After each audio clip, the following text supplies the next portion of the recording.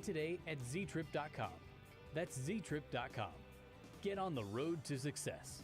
Hey Kansas City, it's Jeff Briggs with Victory Chrysler Dodge Jeep Ram, home of the Victory Effect. Our pledge to drive down vehicle pricing for the city we love. The Start Something New sales event kicks off 2022, and interest rates remain close to all-time lows, plus trade values are bringing more than ever. It's a great time to buy. We know it's hard to find a replacement, but did you know if you custom order a new vehicle at Victory, you get to play best ball with the factory incentives? That's right, get an accurate upfront price quote when you order today, and if the rebates are better when the vehicle arrives, the extra savings goes right in your pocket. It's a simple process, and we can show you how easy it is to customize a new vehicle and have it shipped directly to you, complete with your name personalized on the window sticker. And don't forget, if you have a trade, we buy your car at top dollar regardless of if you purchase a new vehicle from us or not.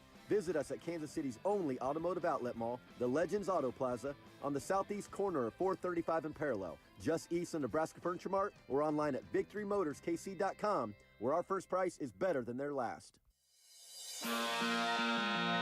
Isn't this a sports show? 1999, Mike Maslowski, Yep, who I believe linebacker. came to the aforementioned high school that I played football at. Yes. One day, randomly, I don't know. Went on to star in Monsters, Inc. Almost entirely. I broke Josh. I can't do this radio show anymore. This is Almost Entirely Sports with Joshua Brisco. I simply can't. These are hostile work conditions. I can't be forced to work like this. I can't be forced to work like this. I am just sitting back in my chair staring at the sky, hoping that God's hand comes through the ceiling and takes me home. Take the show with you by listening on the Sports Radio 810 mobile app at 810WHB.com or by searching for Almost Entirely Sports wherever you get your podcasts. I think the reputation of this show, because of you, Rudy, has Increased? been... No, I think, Rudy, that Trending up? the reputation of the show, because of you, has been sullied. This is Almost Entirely Sports on Sports Radio 810 WHB.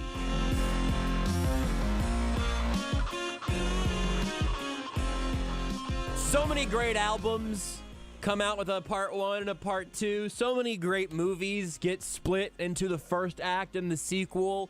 So many books. Stories can't be told all in one edition. TV shows these days. Oh. It's not season 4 and season No. 5. It's season 4 part 1, season 4 part 2. That's exactly right. And Almost Entirely Sports. Understand why they do that, but okay. Because sometimes you just wanna have a kind of a tantric experience with your favorite forms of media, and that's what we're giving you tonight here on Almost Entirely Sports. Did a little hour of Almost Entirely Royals earlier in the evening. If you want to catch up on that later on, you can do that. It's up on the podcast page. Don't do that now, though. Like, stick with us while we're here. But here we've got leg 2 of the show. I am Joshua Brisco. Rudy Salazar is on the other side of the glass. Intern Adhel is here, and she will make her shot clock review debut. I was so worried about getting those words wrong that I just stopped halfway through one of them. Shot clock review debut for Adhel, and of course Rudy and I will bring our usual we got to explain offensive rebounds to her at some point. We can do that later. We don't have to do it right now. We can explain the offensive rebounds of the shot clock reviews. We'll do that at 9 tonight. But coming up here in less than 20 minutes, we'll talk to our friend Ryan Tracy of RGR Football, Rogue Analytics, Locked On Chiefs, and of course on Twitter at Ryan Tracy NFL. You almost certainly know his work because a lot of the people who follow this show for all of its wonderful Chiefs analysis certainly have also been following Ryan's work for a long time. I'm mostly propping up wonderful Chiefs analysis. I'm mostly propping up Ryan as like the better source for all of that. But I would just say the Chiefs analysis that we essentially steal by having good guests on. Oh yeah, no, for sure. I think that if you really like Chiefs talk and you've been on the internet for the last decade, you somewhere along the way, maybe you found me and you found Ryan somewhere in those worlds, and then I have just been on a straight descent ever since then. But Ryan has been on the ascent. He's been moving up, and just absolutely tremendous work in his draft guide. It is out now. I retweeted it earlier today. He's tweeted it out. You can grab a copy for yourself.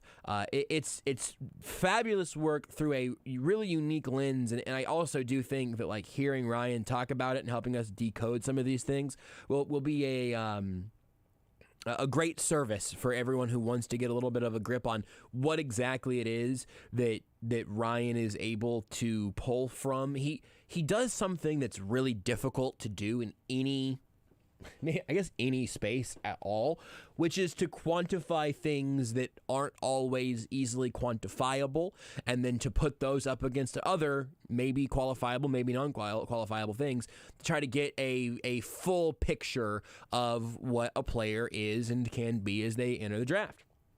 So I'm really excited to have him back on to really just explain the NFL draft to us pretty much at this point.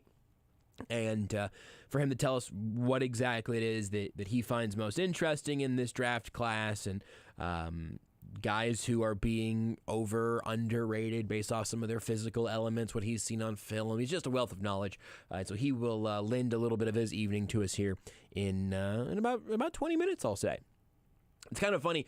Beyond that, though, we were talking between our shows. We knew we were going to talk, all baseball in that first hour. It's sort of the point of the little almost entirely Royals that we've done now a couple of times.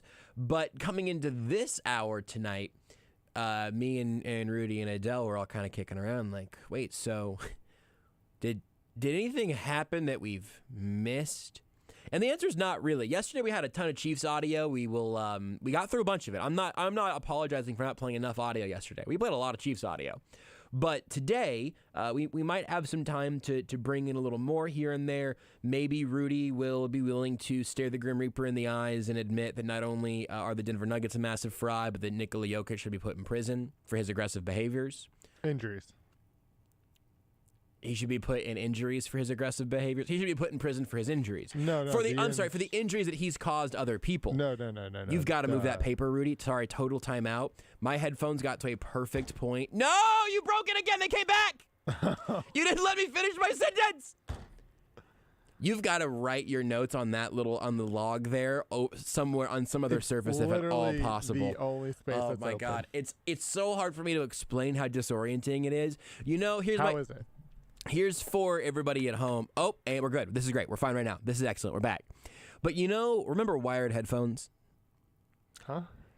So back in the old Mine days, are wireless. Back in the old days, you used to have. I will speak from experience on this one. I had a lot of wired earbuds because I got an iPod. Whenever, I don't know how old I would have been, but early teens. iPods were happening, and I pretty early on there started really finding I must have been around like 13-ish, because I think that's when I started really constantly and aggressively listening to the Fantasy Focus Football podcast. That was one of the first things that was huge for me, man. I was like 13 or 14, and it was Matthew Berry and Nate Ravitz, I think, at the time. Yeah. Matthew Berry has since blocked me on Twitter, and Nate Ravitz works behind the scenes on ESPN now. A lot of we'll circle back. Why did Matthew Berry block you on Twitter? We'll put a pin in it. What did you do to that man? I will circle back on that in this segment, I promise. It's nice to know we know what our first topic's going to be about today. Goodness. Now it's going to be what I did to Matthew Berry. There are very few people that I know have blocked me, like people who I give a bleep about, like reading their tweets, right? If someone who just like does not like me has blocked me, but I wasn't interacting with them previously, I will literally never know, and that's fine. Block me or don't, like whatever, it's fine. But Matthew Berry at some point I noticed. I'll come back to that. But somewhere around that time, I was out here rocking a lot of headphones. But what I still do now, and honestly for me, it is the single biggest advantage of AirPods. The originals to some extent, the Pros even more so because they fit in your ear so well. And this is true for all wireless headphones. I've become, at least in some regard, pulled with a tractor. The Apple tractor beam has gotten me, at least on AirPods and my watch, because I have an iPhone now and it all works. But this is true for any wireless earbuds, is that you can just put in one. I have one earbud in my ear. I would say, no joke, 80% of my day, if I'm not actively doing something else that requires both of my ears. Like it's music, or it's podcasts, or it's an audiobook or whatever. But I even with the transparency mode, which still rules, even with transparency mode, I don't like to often, again, if Renee is home, I just would rather put in one earbud and not have the surround sound experience, but have an ear totally open to the outside world. Transparency mode is excellent, but that's for me the slow adopting that I'm doing on that front. I was starting to do that though, apparently, like as a teen, as a preteen, whatever, as a tween. One earbud in, other earbuds just dangling down. It eventually got to a point where I learned you could put in one earbud and then tuck the other one like up behind your ear, so it would like at least hang up there. Because otherwise, you let one of those earbuds dangle all the time. That earbud is eventually going to go. You know the sound that you hear in your ear as you can tell that one of your earbuds is about to hit that point? That's what occasionally happens if Rudy so much as sneezes near the knob of the headphones on the board in there. I don't know why it is that effective across this whole thing. Right now, I feel like I am in crystal clear surround sound audio. I can hear everything. I can hear it in both ears. It's wonderful. What about now? We're still mercifully okay, but we're really playing with fire. I'm not there yet. I'm slowly moving towards it. I also, whenever that would start happening to earbuds, it sounds so good right now, and I would love to just keep doing the show with this exact amount of audio capability. No, it's still okay. Please don't touch the volume knob, because that is the volume. If you touch the volume knob, that's when bleep hits the fan. So what I'm not even touching the board. I'm touching the counter in front of it. It's very nerve-wracking. I assumed that was true, because if you would have touched the board, it would have broken it. Absolutely. But you would tell, because to say every now and then the speakers in here will get like a little off, and so I will do the same thing, but with the control room speakers. Yeah. Where it's just you just like touch the volume knob. Little tap. Yeah. And you just gotta get it just quite right. Little tap. That's something that maybe the next generation, maybe these damn Zoomers will never know how hard we had it, the greatest generation, where some of our earbuds would occasionally short out. What I would do sometimes is, once that would happen, I would just cut off one of the earbud cords and then just rock one earbud like I was a freaking like I was in the CIA, I'd have one earpiece in. I would do the same thing. Once the second one of those earbuds went, just snip it right off. I had a theory eventually that did something with like the circuit of it all, that usually those single earbuds did not last all that much longer. Nah. That I don't know if that was because there needed to, if something was happening post cutting off one of them, or if it was just also dying. They just cost like $5. And That's right. They weren't, they were meant to. You were meant to go through those. That's the other thing with the AirPods, and I've actually had a couple of close calls recently, but I just would churn through headphones at a rate that would suggest that I was much more irresponsible than I actually was with them. I had this whole strategy. I was, 14 or 15, like trying to preserve my headphones for longer. I gave it an honest effort. But in the AirPod world, the wireless earbud world, just put those suckers back in their case. Yep. They're hard to lose, because it's hard to lose an entire case of them. And there's no circuitry issues. There's no connection issues there. It's a good achievement. It's a great product. It is. It's just a really good product. At first I remember being like, oh, I don't need AirPods. I was furious because I had so many headphones with the 3.5 millimeter plug. Yeah, I was like, I don't really need AirPods. It's fine. And then I got a pair and I was like, oh, these are really cool. And then the AirPod Pros came. I was like, I don't need the AirPod Pros. Yeah. I love my AirPods. Yeah. And then there was a sale on the AirPod Pros. And I decided to pull the trigger. I was like, holy crap, this is such a better product. I had almost the exact same experience. I think you talked me into the original AirPods, and then I encouraged you into the Pros. Yeah. That was the path. Really, that the place on the beach, there's only one pair of footsteps, is where either Rudy or I were convincing the other one to buy the next version of AirPods.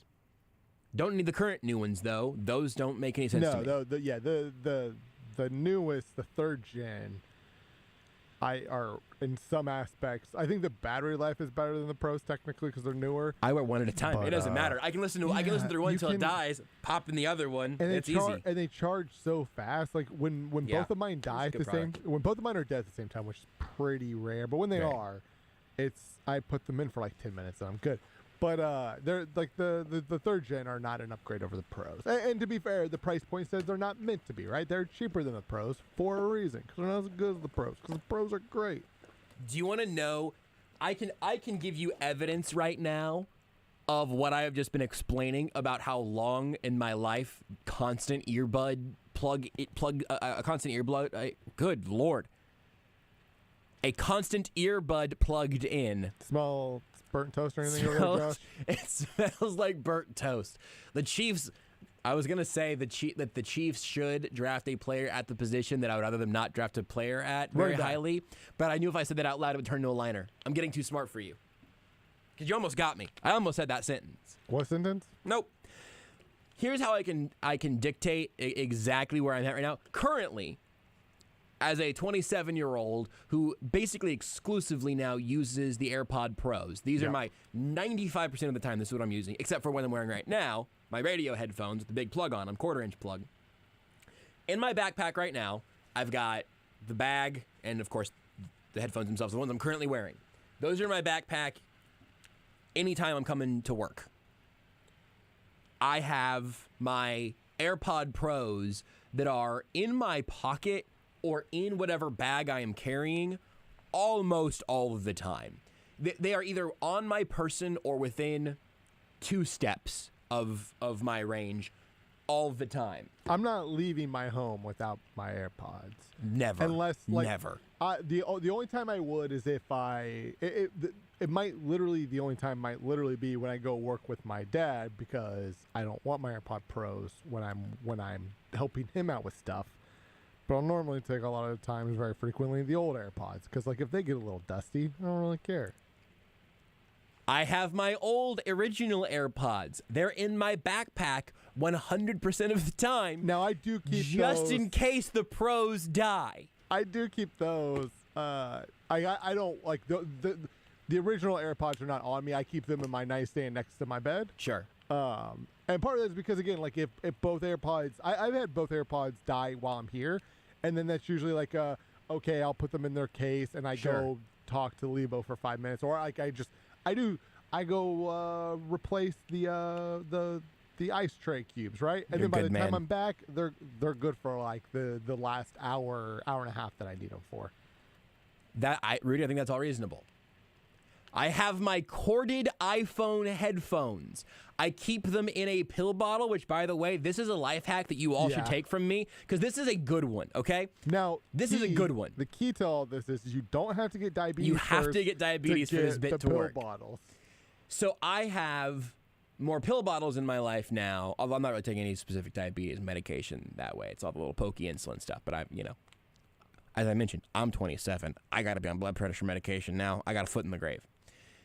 Keep your next pill bottle that you get, assuming you're an old person like we are, and if you're tired of having your headphones get all jumbled about and tied into knots and stuff in your bag, this will solve it. If I open this up right now and just pulled the whole pack out, they would be the exact same way that they were when I put them in there. I don't believe it. And if there is, I just don't want to have to do it twice. If there is an entanglement, though, shout out to Will Smith.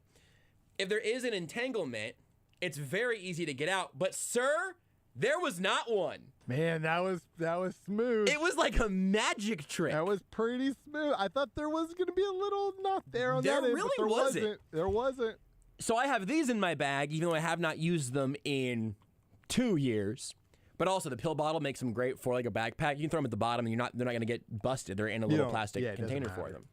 So I have 2 pairs of AirPods, my iPhone, like the lightning plug headphones that are wired, my work headphones, and another pill bottle with a pair of Skull Candy 3.5mm earbuds, just Just in case, I guess. Because I am so afraid of the sound of silence. I am so afraid of being alone with my own thoughts that I am currently carrying 5 pairs of headphones in my backpack at all times, just in case something horrible happens to all of them, and I have to listen to myself think. I mean, here's the thing. I get it, because, like, I sleep with headphones in because of that reason. Because, like, one, I don't want the TV on because it's too bright. Too bright. And I've gotten used to the fact that, like, I have a pair of headphones, like, they are wireless ones, but they're the ones that, like, they are technically connected, right? Like, they go around the neck. Sure. That type of setup. Yeah. Oh, I've got a pair of those at home. So I can just lay in bed. It's very comfortable. I have it in one ear because I sleep on my side. So whatever side I'm sleeping on, the other side's got the that's the smart. I headphone like in. that.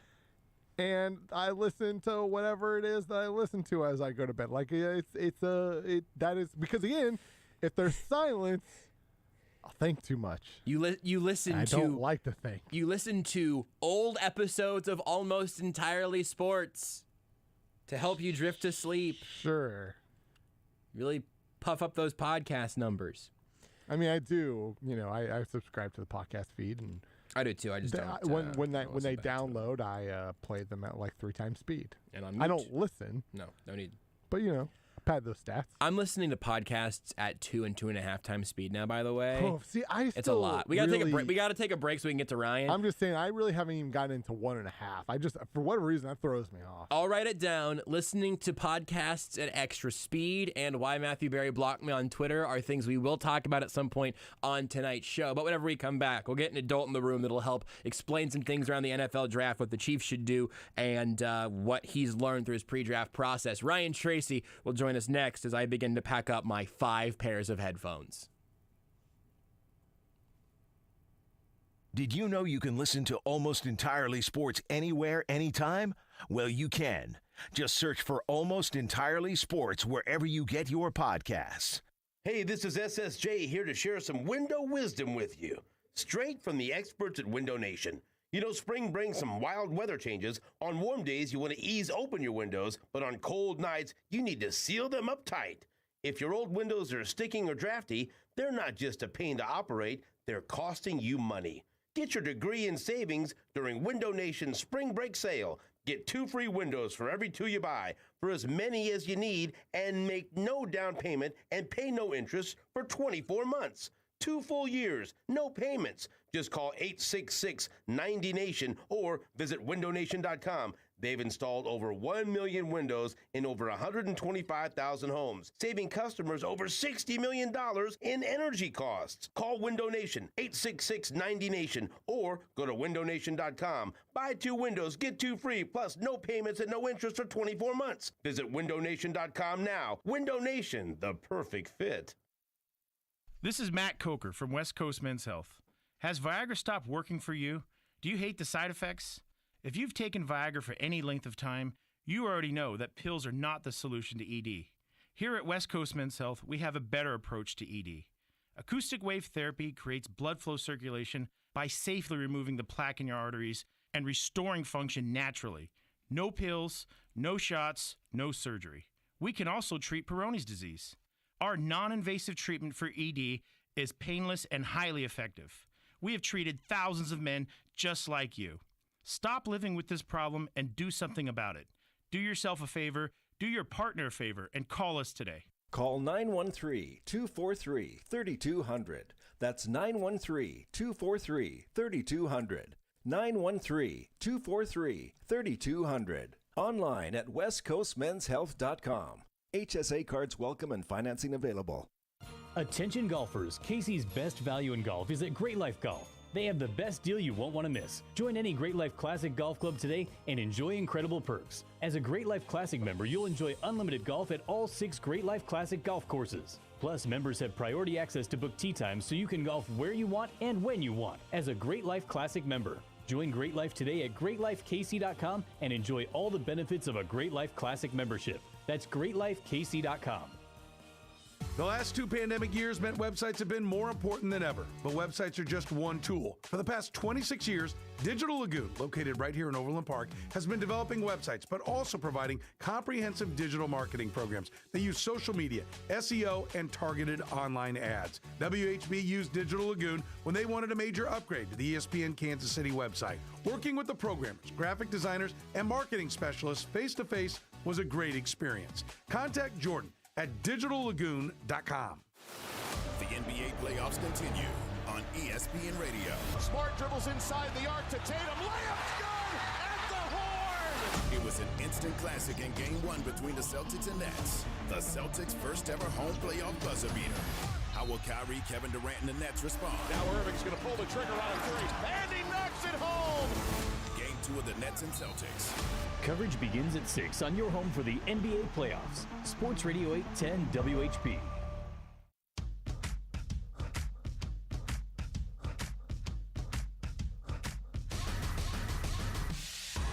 You're listening to Almost Entirely Sports. I hate Nick Bolton, and I hate him because he's a Missouri Tiger. With Joshua Brisco. I hate Nick Bolton. On Sports Radio 810 WHB. I keep thinking I've deleted that liner. I don't hate Nick Bolton. And if I did hate Nick Bolton, it wouldn't be because he went to Mizzou. Because he's a linebacker. That's not, none of that is true. And this slander. If your position ends in backer or back. Nice. Josh isn't about you. I like Nick Bolton. It's okay. I feel like I've got so many legitimately terrible opinions that you should have so many to pick from without putting a fake one in my mouth. Those are more fun. Anyway.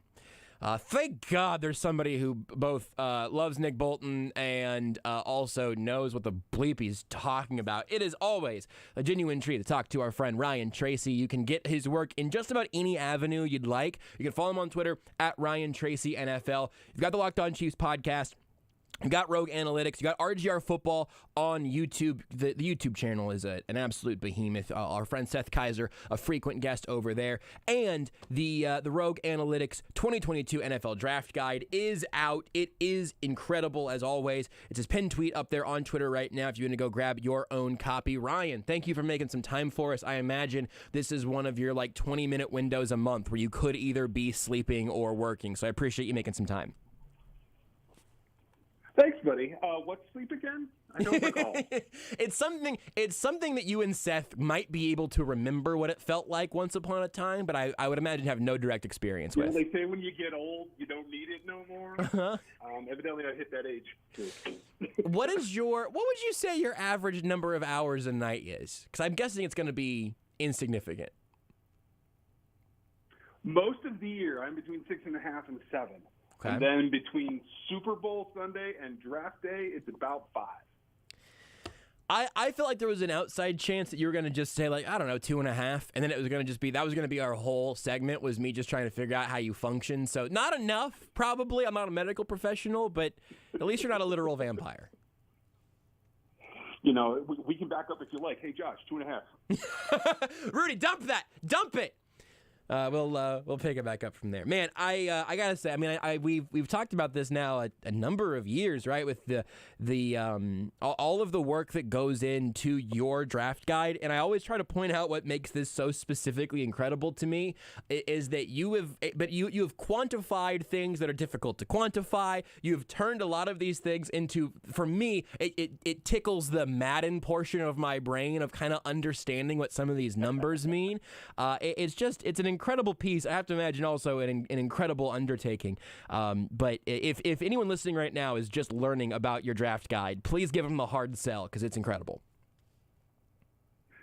The hard sell is I'm a numbers guy. I started as a performance coach, strength and conditioning, worked with athletes, coached a number of them that made it to the league.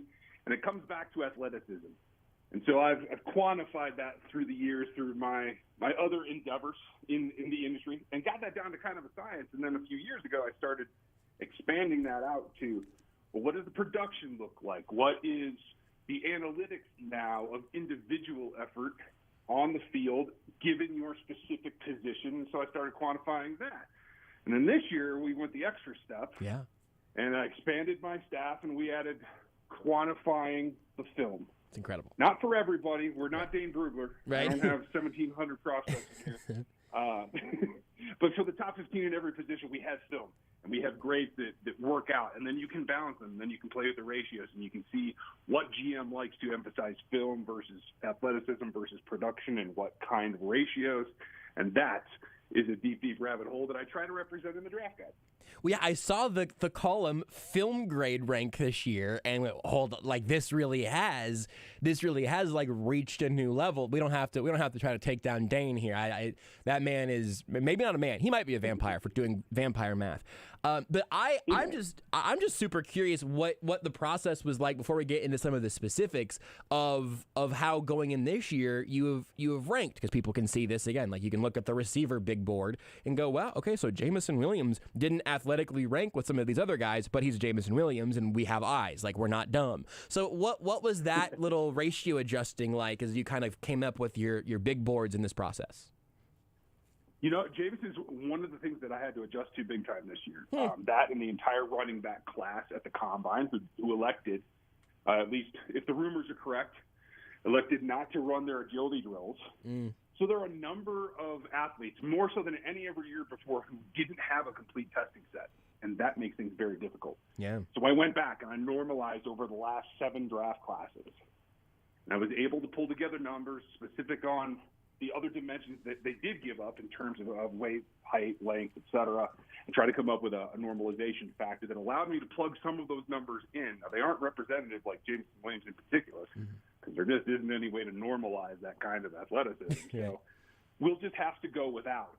But it is a huge, huge endeavor to try to, like, get as much information as you can, and then when you numerically put it together, it allows you to then look at each different piece. And for me, it's all about function. So I have I put out 6 different matrices of functional athleticism that is a combination of testing data in certain ratios that reflect what goes on the field. I put those out to the public in the guide.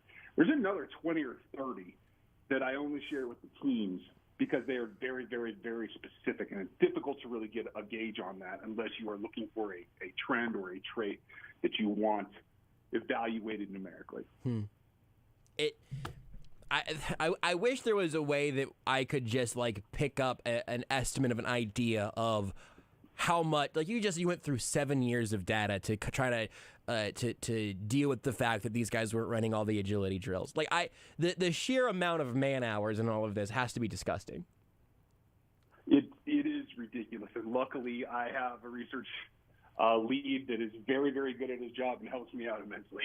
It's such a good product. Again, you can check it out. It's the pinned tweet for Ryan at Ryan Tracy NFL. You can go to bit.ly/draft22. I can never remember if case is important on the bit.ly, so it's a capital D. Everything else is lowercase.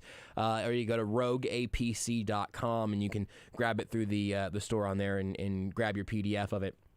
So I want to know what you learned that maybe you didn't know as you began this process. Maybe it's about a class of position and some depth or some shallowness at a position of need, or maybe it is a particular couple of players from somewhere that maybe jumped out to you. But was there anything that caught you off guard as you got into this process and went, ooh, this is different than years past, outside of not having as many guys with quantifiable numbers from some of the combine issues? Yeah, absolutely. And I'd be lying if I was a straight up look at the league first kind of guy. I have covered the Chiefs for 10 years. Mm-hmm. I look at their needs first. Mm-hmm. And it is the edge class that stood out to me because the narrative all through the college season was, this is the deepest class we've ever seen. There's going to be 10 first-round eligible guys that really earn the grade. And the fact is there just isn't. That is not the case. And as it has boiled down, it's turned in, and there's really only 4 first-round grades that I have. One of them is pretty borderline at that. And as you go down, it, unfortunately for the Chiefs, ends up being a class that is outside of their norm. The power edges that can actually move and do everything that Steve Spagnuolo wants to, they're pretty few in this class. So when you look at trying to rebuild, and I know that's a terrible word nobody wants to use, but that's the truth. Yeah. The edge position for the Kansas City Chiefs, you have to come up with a concept. Are you going to stick to your ways? Are you looking for your kind of guy? and that really narrows down your target, in which case I do expect some moving around in the draft in terms of where they select in order to accomplish that? Or do you adapt a little bit? Do you get a little bit crazy? Do you get fun? Because after the first tier, there's some middling there in the second round. And then when you get to the third and the fourth, there's a lot of athleticism and a lot of upside that you have to have vision for. But they are the lighter, quicker, speed rush kind of guys that don't necessarily fit what Steve Spagnuolo has done in the past. And then when you look like the arrival of Cullen, does that make them feel like they want to be even more bulky because he's coming from a really 3-4 heavy front? I don't expect them to switch, but I could see tendencies and traits leaning that way. So the question becomes, if you want your guy and you want your classic, you're going to have to go get him, whether that's in the first or the second round. So, I mean, it seems to me, and again, when you talk about there only being 4 first-round graded edges for you and the atypical nature of them, at least through the eyes of a guy like Steve Spagnuolo and the prototype that we could all identify if it was put in front of us, what would you prefer the Chiefs to do from a Chiefs perspective? If you say, hey, I'm trying to give you guys the best advice here, you either got to go up and get one of these top guys, where again, not even all of those guys are your standard Spags fits, right? But like, what's the best strategy for an edge position that I think inarguably very clearly needs an overhaul? It's like sitting at the poker table against pros. You can't be meek. You got to push in. You got to put it on the line. And for me, that means you got to do both. You have to go get your guy that is your typical, highly graded, in your kind of realm, and then you have to be willing to experiment and get some guy that doesn't fit your mold, but has the trait that you care about most, or has the explosion, or has the cornering. A guy like D'Angelo Malone from Western Kentucky. A guy like Nick Benito, who should be in a 3-4 and maybe just a pass rush specialist, but you get one of those guys in the third and the fourth. Now all of a sudden you have the ability to go NASCAR, and you can have power rushers mixed in with speed rushers, and you can really change the way you attack, not just on a game-to-game basis, but on a down-to-down basis. And I think that has to get back to the coaching staff letting go a little bit of what they like to do and adapting to what's available to them in terms of talent. If you're going to come up with a best-case scenario in the first round, and again, I'm assuming that even a best-case scenario probably demands a pretty hefty trade-up, but who is the guy that you say, boy, if he got down to, I don't know, 14, 15, 16, and I know that cuts out the likelihood of a lot of guys. Maybe it's even higher than that. But who would you say, man, I bet Spags would walk over broken glass for blank? I fear that he's going to be in that kind of realm for George Karlaftis, who is nowhere near a top 15 pick. Yeah. And on my board is not a first-round pick. Yeah. Because he's so powerful. He is explosive. He does have length. He uses his hands well. He's not the athlete that you want. It is more of the mold of what we've seen lately that I don't think is really helping them move forward in terms of the pressure that they can put on opposing quarterbacks. Yeah. So the guy that he should move up for in that situation is Jermaine Johnson, who's got a mix of everything, who can use power, can use speed, can give you, I think, a bit of a modernization of what is a classic Spags. And then you come back in the second rounds and you take somebody like Cam Thomas in the second, or you get really speedy with Benito, or maybe you come back with a guy that looks like he should be a speed rusher, but he's actually a power rusher in Myjai Sanders, and you put him in the room as well, and you just let him fight it out to see who's hungry enough to get to the quarterback. We'll definitely obviously talk to you after the draft whenever we know the specifics of who we want to dig in deeper on. And so I know this is a harder question to parse whenever you don't know what the board's going to look like, but like zooming out a tiny bit, when you look at this team having 12 picks right now and 8 of them in the first 4 rounds, like to me it sounds like you're saying, hey, you have all these picks, so you can double down, you can take a standard Spags build guy and then get experimental, or you could trade up if you wanted to go get Jermaine Johnson or whatever it may be. But I'm just kind of curious of what your view of the draft ammo that the Chiefs have, what you think of that, and also if there is a spot where you generally like, hey, I like the picks in this cluster, or I think it is kind of top heavy here. I don't know. They have so much to work with, and you have a better understanding of this draft class than just about anybody. I got to admit, Josh, I am a little giddy this time around. You have to be, right? You have to be. You're gonna be right somewhere between 8 and 12 times right now.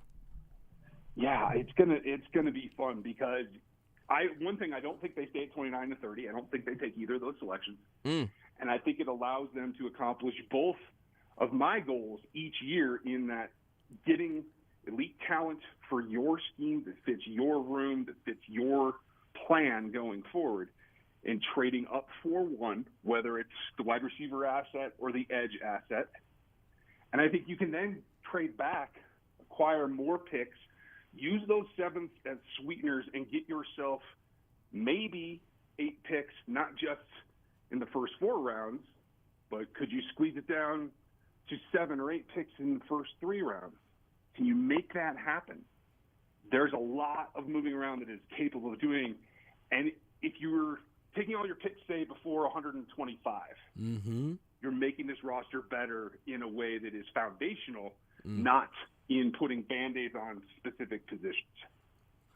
I don't do this for everybody. I'm not trying to throw anybody else under the bus, but I have a notepad out for when we have you on that I just am writing things down on, and I wrote down in real big letters the word foundational because I love that because it feels like that's where this roster has its issues, right? I don't think I'm putting words in your mouth to say, hey, I mean, they've taken big swings at a couple positions. In some spots it's worked, in some spots it hasn't worked as well, whatever. But this is a roster that's not. They don't have to redo the amenities or the quarterback, right? They've got a lot of the things in this house right, but the foundation seems to be the thing that actually deserves a bit of an overhaul. We talk all the time about how Brett Veach finds one need and then addresses it. If it was the offensive line last year or the defense the year prior, but maybe this year for Brett Veach it is just the foundation. Is that possible? I think that it could be, especially when you look at what are the deficiencies right now. Defensive line, right? You have Chris Jones. He's only getting older. Right. So you have to play him for the future, but you also have to help him now. Yeah. You have this situation where you had to keep Frank Clark. You don't know how much he's going to play this season for the off-the-field stuff, so you have to be able to field at least one draft pick that can actually play right now. But you might have to do two. The Melvin Ingram ghost is out there. That's still a long shot in my opinion. I think he'd be back now if he wanted to. So you have some work to do there. But can Colin Saunders be a pass rush specialist at the D tackle this year? I don't know. Can Turk Wharton? I don't think they know either. So there's still a hole there. Then you look at the secondary. The departure of Charvarius Ward leaves you susceptible. I think the question marks about is Fenton better inside of the nickel, or can he go outside and actually sustain a level of defense that they have to have this year? I think that is questionable. So you need a corner too, in my opinion, to put opposite L'Jarius. I'd like to see L'Jarius play on the outside, and they can actually pull in a nickel asset that maybe can do some of the things that you lost in Tyron in playing some Robert and some nickel corner. There's a lot of ways that you can cover some of these bases, but those are the pieces just on the defensive side. And as we heard this week, I'm terribly concerned about when or if we see Lucas Niang in 2022. Yeah. So now you need a right tackle. After everything that you did last year, there's still one piece that isn't quite solid. You got to remortar that guy. You've upgraded your master bath. You've upgraded your living quarters. Now the kitchen's kind of falling apart, but that's where everybody spends all the time, right? So you need to go up there. I don't know if I'm remembering this correctly, but I feel like because of the physical tools he had, I feel like you were pretty high on Lucas Niang, right? And again, right now we're talking about injury process. You mentioned his name. We haven't talked about him much, but with health as an outside factor, do you feel like that right tackle issue is going to be a legitimate one? I think it is, and not just because he hasn't had the time to really develop and improve. It's been such a herky-jerky kind of start to his career. I think that has hurt him. But the severity of the injury, if it is what I think it is, and I know we don't have confirmation, so I'm not going to put a medical diagnosis out there that I can't prove, but I am concerned a man of his size and his height, the levers that he has to move around, I would think, if anything, the recovery time would be farther into the season than we expect rather than shorter into the season. So that could put you with a player that doesn't able to get back and actually get on the field till December or January for the playoff run. Wiley's a guy that you like and you trust. You brought him back for a reason, but I don't think that's it, because if he gets hurt or Orlando misses the game, what are you going to do? Yeah. I don't. That question I know is not rhetorical, but it turned rhetorical for me very quickly. They signed that guy that played for the Texans. I forgot his name. Christian. Yeah, it gets scary. I want Lucas Niang to be healthy because I want to know. Because I feel like it would be such a fascinating, another young rookie contract guy on the right side of that line. It would make me so happy, and we just don't know. So they're a little tackle detour. Is there a? They're not spending a top 100, probably top 50 pick, top 75 pick on a tackle. I would think. I don't know, but real quick, like feeling on the tackle class. With that being said. I think there's some good value in the third round, maybe even stretching into the fourth, that has the athleticism and the length and the things that they look for in a swing in particular, but possibly in a right-hand starter. I won't be shocked if 94 or maybe even higher goes in that direction. That you could not have said anything that would have soothed me more just then than saying that third, fourth round. Because look, I love talking about draft picks and pick trades and all and the value that they have. I think that's all really interesting. But if you said, yeah, they could get a form fit swing tackle type of guy in the third or fourth round, I would that's fine with me, because we've talked about edge. And, of course, we have to talk about receiver. Those are and corner also we can circle back on. But, man, the receiver class here is, to me, a pretty interesting one, because it doesn't seem like you have the obvious, top 5 pick alien, nor do you maybe even know the order that these guys are all going to go in. You've got a couple of guys in interesting orders in the draft guide, which, again, go check it out for yourself, bit.ly/draft22. It's a capital D there, or you can go to rogueapc.com. But whenever you look at these receivers, you look at where the Chiefs are at right now, you think maybe they move up once, maybe move back once, but that late first round range, this receiver class, what do people need to know about? Is that there's 31 flavors. This is Baskin Robbins. And getting the right fit is what you need to do. There's risk involved. On some people's boards, not necessarily on my personal one, but in the guide, they're both highly ranked. 2 of the top 3 are guys that had significant injuries and weren't able to finish their careers in college. In Jameson Williams, we talked about, in Drake London as well. Very different stylistically, but guys that both have some of the things that you might want to look for. For me, the guy that's the best all-around on my board is Garrett Wilson from Ohio State. He and his partner, Chris Olave, I think, are 2 of the top 4 as well. And you don't know anything about where they're going to go. It is literally pick your flavor. Like, you might have a topping by sprinkling on one of those fourth-round tight ends that everybody thinks is going to be next world. Yes. We'll see if any of that actually happens. But, I think pass catcher as a whole for the Kansas City Chiefs in particular is one that it's got to be a fit with the other acquisitions you made this offseason, and allowing for McCole, I have a chip on my shoulder, Hardman to try to take a step forward. Mm-hmm. So with that being said, then we got to let you go. But with that being said, for you personally and your view of the Chiefs personally and what you think of this offense in a world without Tyreek Hill, with all of that out there, who is the receiver that you're writing out your names in the notebook and you dot that I with a little heart? You're drawing little RT plus these initials in your notebook for one of these receivers in the Chiefs offense. Who is it? I don't write in notebooks anymore, Josh. I'm writing on a legal pad right now. I'm 75 years old. Okay. I don't know. Heart emojis. Heart, who do you have heart eye emojis for, Ryan? For the kids, like the kids do emojis. I'll give you the easy one. It's Jameson Williams, right? Because you can see him do things with the ball in his hand, not just in the open field. I really like the grit he brings to the special teams aspect that he played at Alabama. But he's got significant issues, right? There's the injury. There's one-year wonder status. There's questions there. So I'll give you a couple more. I like Wilson. He can walk into this offense and play multiple roles and be an all-around guy for you that has great body control. And I think that's something that Patrick will actually enjoy. Mm-hmm. I think that will help him. You can wait 2 rounds later, maybe 3, and get Khalil Shakir, who can do a little bit of everything from Boise State. Has great yak ability, also can work behind the line of scrimmage, can run across the middle, has enough speed to get loose deep. You could take a chance on Alec Pierce, who can play an X, but he's really, really explosive and athletic. And then you can get down into those guys that really are the fines. If you want a little pivot underneath, slot receiver, Kyle Phillips is a guy that doesn't look like he should be able to move like he does, but he gets loose, and he's really productive.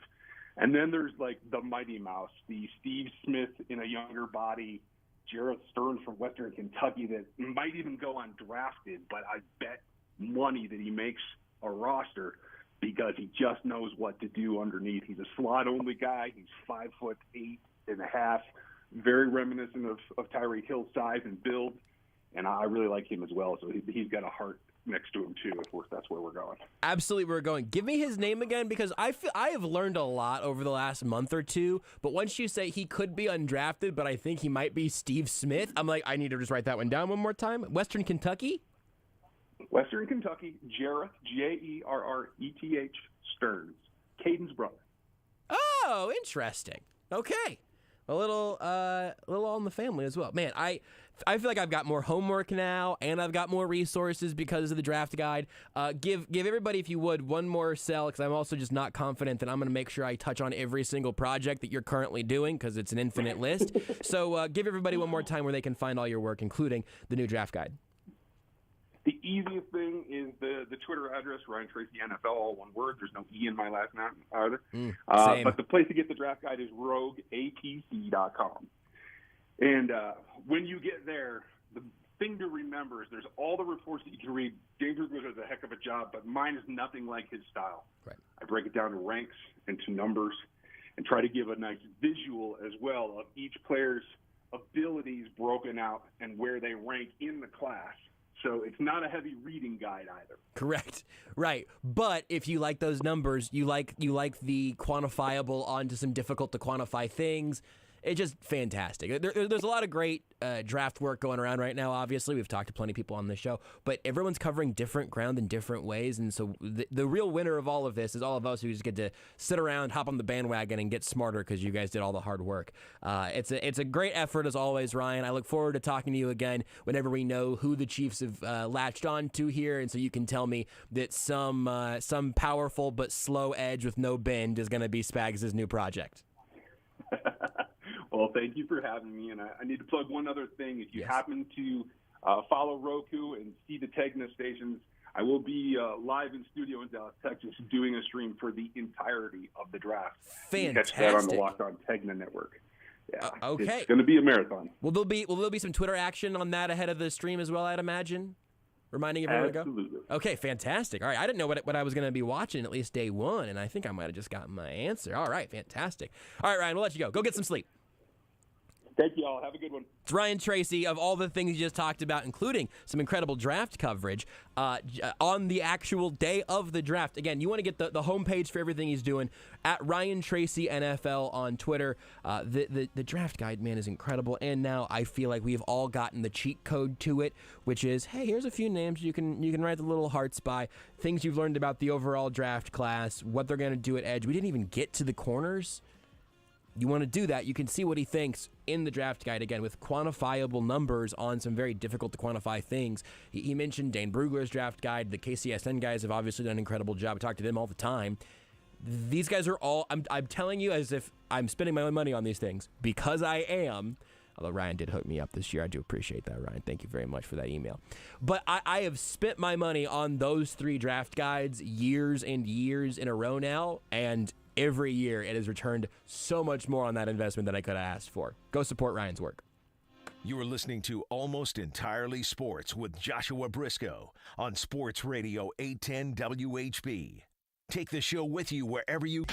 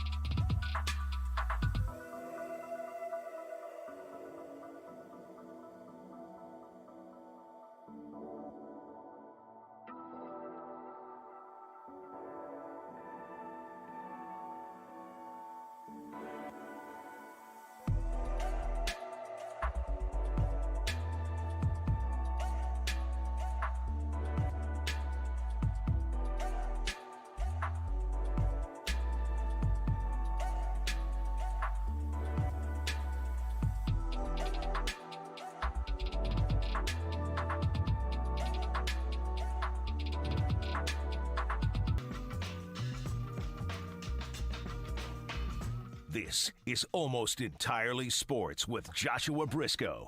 Insider information from, I'm going to guess David on Twitter. Mr. C. David. In fact, this is the guy that last week said that I'm the most annoying person he's ever heard on the radio. He is converted, man. Talking about Mormonism, he's now converted to the religion of Almost Entirely Sports. On Sports Radio 810 WHB. I wonder what that guy's up to. Every once in a while, I'll see there are people that I feel like have been converted that occasionally then disappear again or just sort of turn their ire back upon me. I haven't thought about that guy in a minute. Hope he's doing great. Hope he's listening right now. Hope he heard his Twitter handle shouted out in a liner and went, oh, yeah, I'm sorry that I called you the most annoying person on the planet. He definitely sneezed. Wherever he's at, he's just a little... Is that a thing? Yeah, that's like a thing. Whenever you sneeze, that means somebody's talking about you. Oh man, it's like one of those like weird wives. I don't think allergies like. No, me and Sterling just have a lot of people talking about us because we're just walking around in these halls just dying. Wow. Okay. Yeah. So I guess I don't know if it's like a popular like American like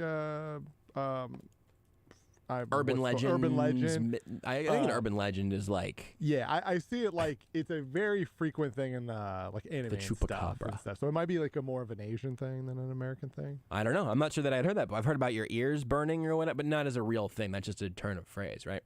I don't know.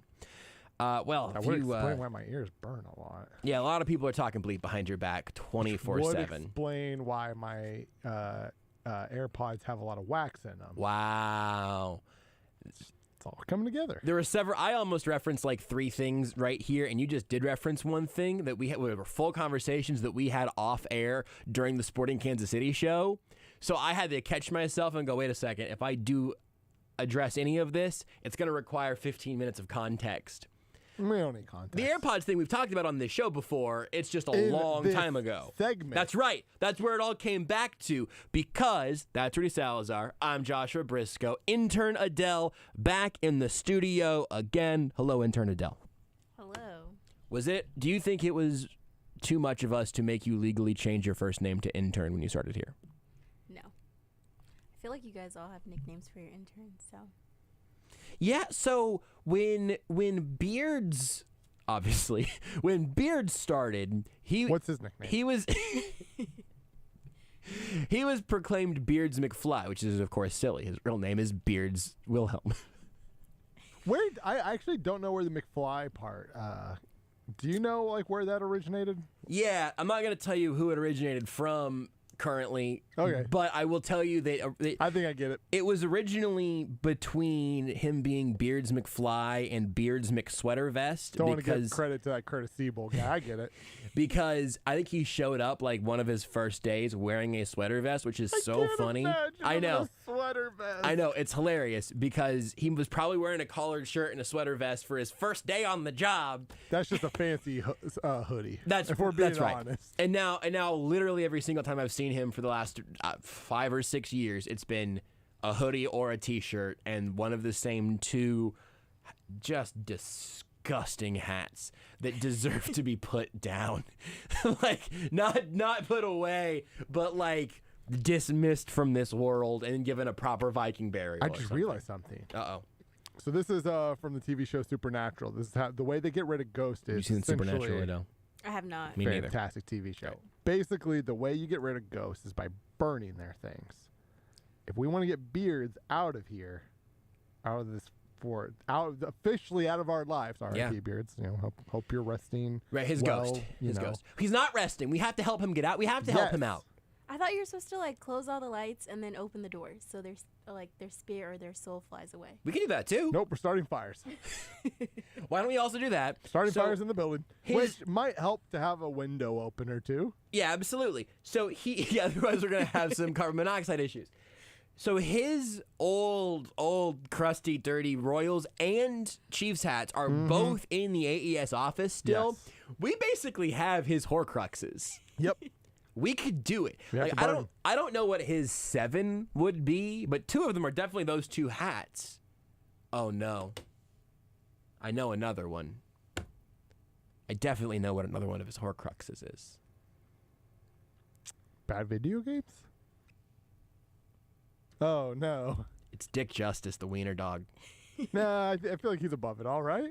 I'm afraid that there is a piece, because Beards knows we would never destroy Dick Justice, the stuffed wiener dog, who is, I don't want to give the game away, but I'll say he is heavily inspired by the wiener dog from Secret Life of Pets, the movie. He's really just a fashion icon. Adele, I don't think you know the origin story of Dick Justice or any of these nonsense mascots here. I'll explain it some other time when we don't actually have something to do. We have a bit this segment, though. Anyway, I'm afraid Dick Justice might be... Do you think we have to exhume Beards' corpse and, like, shave off his beard and then also burn the beard? You think can you Horcrux a beard? No, you have to burn the whole corpse as well. That is how it goes in Supernatural. You burn everything. Fair enough. So we got to dig them up, crack it open. We can just toss the hats and stuff in there, get it all at once. Burn it all at once. All right. We'll also be opening the door and turning off the lights, essentially, because it'll just be pitch black moonlight, and the door is his coffin door. Yep. R.I.P. Beards. Rest in purgatory. What do you think the Zone's going to do whenever they no longer have a spectral form to produce the board from inside of it? Which is, I imagine, how it works, right? Because they keep crediting him as producing the show, but I have to think that he's just inside the board. Oh, do you have to burn the board also? I don't think the show would change at all. You don't think the Zone would change if they no longer had a spectral producer? I think everything would operate just as it is now. And if you haven't guessed by now, and how could you not have guessed by now, it is time for Shot Clock Reviews. This is a bit that we do, I don't know, whenever we think about it, or whenever at least Rudy or I see a bunch of movies or play some video games or whatever. Have a life outside of here, which is why some of mine are from 17 years ago. No, that's not true. I also just realized that I am going to add one that we might all have a review for. We've got lots of things, but here's the general gist of it. This is Adele's first time being a part of Shot Clock Reviews. Also, your first time hearing Shot Clock Reviews, unless you've secretly been doing some homework that I absolutely did not assign. Big fan of the show. I do not think that you should be required to listen to this show. I would honestly think it's probably better if you haven't ever heard this show before you started, which is the assumption that I've been working under this whole time. Yes, very much. Thank God. So I just think it's better to not know what's been built up before. You know, you got to walk in. It's in your Donald Glover and that scene/gif from Community. You went and got pizza. You came back. Everything's on fire. Beards is dead on the ground. Like, what are we doing? She might be the first Internchin who doesn't eat bugs. What? Oh, we got to make you eat bugs at some point. I know. I kind of forgot about it all until just right now. Josh likes making people, and by people, everybody, eat weird things. It is that's his thing. I've watched Beards, R.I.P., this might have been what killed him, throw up off that balcony before. Like live bugs or like chocolate-covered bugs? I'm not an animal. They're definitely flavored, generally, I would say. So I think where it all started is that my little sister and our resident bracketologist, Chloe Brisco, who did again... Chief bracketologist, won the 8-10 bracket challenge. Not a joke. We only employed the best here. That's true. Except for us. I don't know where it started, but she pretty early on was at least very into the idea of eating those little fried crickets or whatever. They come in little packets, or sour cream and onion flavored or whatever. And so I had some here whenever our very first intern showed up. I think we got him and Jessica to eat crickets. You also got me to. This was before I was even part of the show. That's where it all began. I just happened to be here, and next thing I know, Josh is like, "Hey, come eat a bug on video." I'm like, "I don't want to." He's like, "No, come eat a bug on video." I was like, "I really don't want it." He's like, "Just come eat a bug on video." I was like, "Fine." I knew you wanted to. It was in there somewhere. Just had to, really offer to you that you want to eat a flavored cricket or whatever. So that was for video. Yes. And then early days of us getting into video. Super early. And then after that point, it was like a rite of passage that our interns would eat we had some chocolate-covered bugs, we had flavored bugs, and then at one point, when Beards barfed off the balcony... That wasn't even bug-related. No, that was because Jacob Harris sent us some gross-flavored sodas that included ranch, mustard, and dirt. And they were all bad. I think dirt was my least favorite. I feel sick. Yeah. Well, also, Rudy's over here being like, you make interns eat gross bugs, unlike me, who sucks on my AirPods and eats my earbags for fun. That's a normal thing, unfortunately. No. The internet would say it's normal enough. We've eaten bugs. You've eaten your own earwax. I would look around your beautiful glass house for a second before you decide to start throwing things, okay? It's not a beautiful glass house, okay? It is made of It's covered plywood. in earwax. You're disgusting. And celery. It's covered in earwax and celery, and you're gross. I'll tell you about celery later. Adele, how do you feel about eating bugs? Legally, I cannot withhold your grade, I think, for you not eating bugs. But that would be hazing. That's think a federal crime. I do think that might be a federal crime, but it's really important, I think, to the full experience to eat bugs at some point as an intern for Almost Entirely Sports. How does it make you feel? No. No, as in... To be fair, let's rephrase it. He says bugs. It's really just bug. Yeah. You don't have to eat a whole hand. You don't have to eat a whole box of crickets. Again, I'm not a monster. We just have had... I'm gonna rephrase this.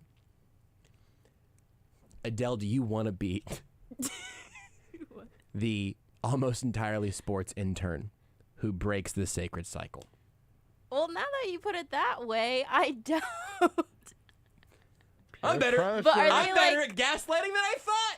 Are they dipped in anything, or is it just like we can figure it out? Yeah, I mean it would be flavored of some sort. Let me open Amazon really quick. Do you have any favorite or least favorite bugs? I would love to get someone to eat a spider, but no one's. Nope. I'm not trying to do that. Nope. Cricket's a really easy like one. Eating it's not easy. I would say, but Did you say you like eating crickets? No, I said it would. Josh said it's an easy one to eat. I would say it's not easy. Crickets are a very normal thing to eat. I very much hate around eating the world. Crickets. It makes me gag, but I can do it. A spider? Rudy hates spiders. No way in heck. I have it. Heck, I say. I'm gonna, Rudy. I can't explain this, and also Adele, you're gonna figure it out, but the audience isn't yet. Let's put a pin in the maybe we eat a spider later on thing. No, it's not. Never for happened. reasons that we're not gonna talk about right now. I know what those reasons are. I know. I would. Maybe you know what? Maybe I'll eat a spider. I would much rather. I'm gonna scorpion. Scorpion? Nope. For this glorious, it's too spider-like. For this glorious day, I will show my jumping prowess, and I will get to that damn tree before I eat a spider. I'll eat a spider. You jump to that tree. Okay, so the legs are the problem. What if I get you a big worm? Nope. Oh no, slimy. Now there is that book / movie. How to Eat Fried Worms. How to Eat Fried Worms. Yeah. Do you remember this? No. Yes. You didn't read How to Eat Fried Worms? I don't think so. I was homeschooled. I got a lot of. But this is like right up your alley, though. Okay. Basically, the premise is that we're gonna take a break and do shot clock reviews next segment. Right. Don't worry about it. This kid basically he has a bet, right? He has he has to eat 10 worms, but he can eat them however he wants to eat them, right? So like. It's like the whole day. It's basically just one day of them preparing these worms in like different ways. This seems awesome. Yeah, no, it's great. It's fantastic. And he has to eat the 10 worms when the bad whatever. It's fantastic. This is just what happened. Like this is just what happens whenever you are exposed to Fear Factor too young. Yeah. And just like, oh yeah, they're eating bugs. Like me and my friends will all eat bugs. You know, like we were eating dandelions in the backyard, which I remembered recently because I saw an Instagram reel of someone cooking and like frying dandelions, which I'm sure tasted great because it was just fried batter at that point. Like whatever. Do you have a favorite or least favorite bug, Adele? Just generally speaking. I don't like bugs. Period. Okay. Same. So you would have no problem eating them then because you're not, Just don't give me a spider. No moral obligation. Okay. So see here, these are the little the little crickets. Cricket is tolerable. Sour cream and onion, salt and vinegar, bacon and cheese, lots of flavors. You look really excited and thrilled about this idea. What's your favorite flavor of potato chip? Sour cream and onion. All right. There we go. No. All right. We're cooking with gas. Or more accurately, we're cooking with crickets. How about if they're like dipped in chocolate or something? You know, I can do that. I'm sure there's chocolate. We've had those. We've had that checks out. chocolate dipped bugs. Can you get any dirt soda?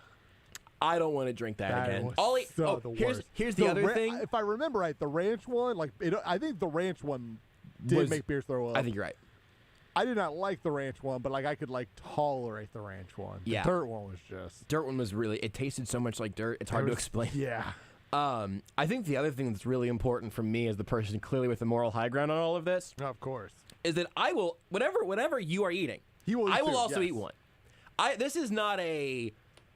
I am not throwing stones from my glass house. I'm in a glass house, but I step out onto the front lawn to throw a packet of sour cream and onion crickets at you. So, okay, well, I'm glad. Boy, Rudy, I'm so glad you mentioned that, and I bet Adele is too. I hate myself a little bit because I'm gonna have to eat one too. Of course, I really don't wanna. We're gonna get more than 3. Yeah, I think I've had this exact pack of chocolate dipped insects before here. Yeah. $10 for 4 of them. Such a bad investment. But man, what's the price of good content? $10. Probably about $10. You ever eaten a mealworm or one of these lollipops with a bug in it or anything? No. Yeah. And if I have, I don't want to know. Oh God. No, it is. The bug is a feature. Actually, the bug is a feature, not a bug in this case.